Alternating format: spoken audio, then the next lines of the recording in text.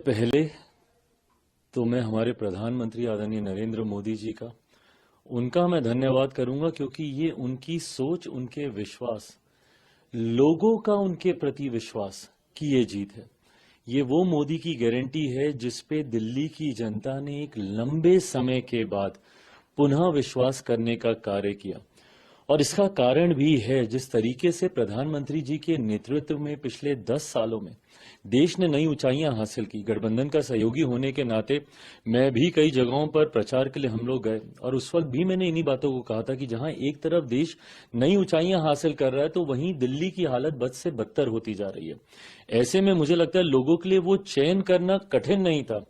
एक तरफ विकास का मॉडल था, दूसरी तरफ विनाश का मॉडल था। एक तरफ बढ़ता देश था, दूसरी तरफ दिल्ली जो कि बद से बदहाल होती जा रही थी। लोगों के बीच ये चुनाव करना आसान था और दिल्ली की जनता ने ये चुनाव किया।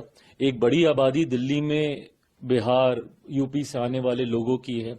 हम लोगों ने अपने अपने राज्यों में देखा है कि किस तरीके से डबल इंजन की सरकार का लाभ मिलता है।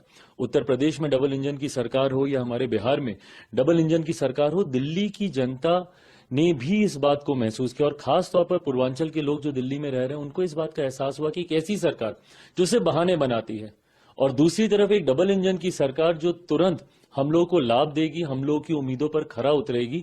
इस सोच के साथ उन्होंने प्रधानमंत्री जी की सोच वाली सरकार को दिल्ली में चुनने का काम किया। दिल्ली भारत की राजधानी है और इस राजधानी का वो मान सम्मान बरकरार रहे, इसके लिए जरूरी था कि दिल्ली में इस बार भारतीय जनता पार्टी की सरकार आए। मैं दिल्ली की जनता का खास तौर पर धन्यवाद दूंगा कि उन्होंने एक सही सोच वाली सरकार को चुनने का काम किया और आने वाले समय में ये विश्वास मैं दिलाता हूं कि दिल्ली एक आदर्श राजधानी के तौर पर, एक मॉडल के तौर पर उभर कर आएगी। इस सोच के साथ अब हमारी सरकार यहां पर कार्य करेगी। लेकिन आपने देखा कि दिल्ली के जो चुनाव का सबसे बड़ा चेहरा पूरी राजनीति को बदलने आए हैं, ये सब कहकर आए थे, वही चुनाव हार गए।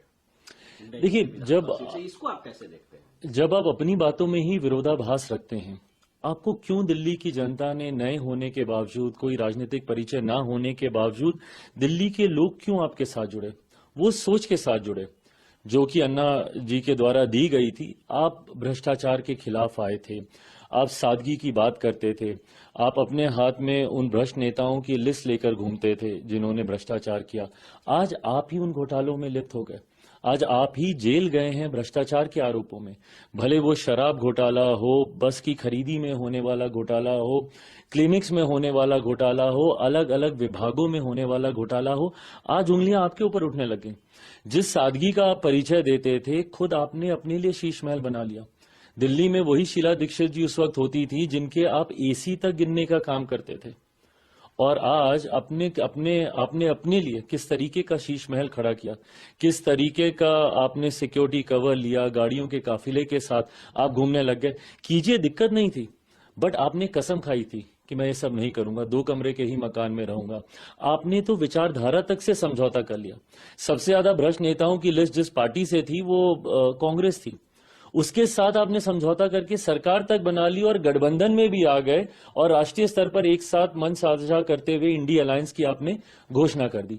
इन तमाम बातों का विरोधाभास जनता को समझ में आया और उनको समझ में आया कि ये सिर्फ झूठ बोलने वाले, बहाने बनाने वाले भ्रष्ट नेताओं की एक टोली है जो पिछले 10 साल से दिल्ली को बर्बाद कर रही है।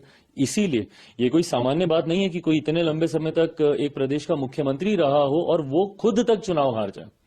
वो खुद तक चुनाव हार गए, इससे ज्यादा जनता का जनादेश और क्या होगा। और अन्ना हजारे ने अरविंद केजरीवाल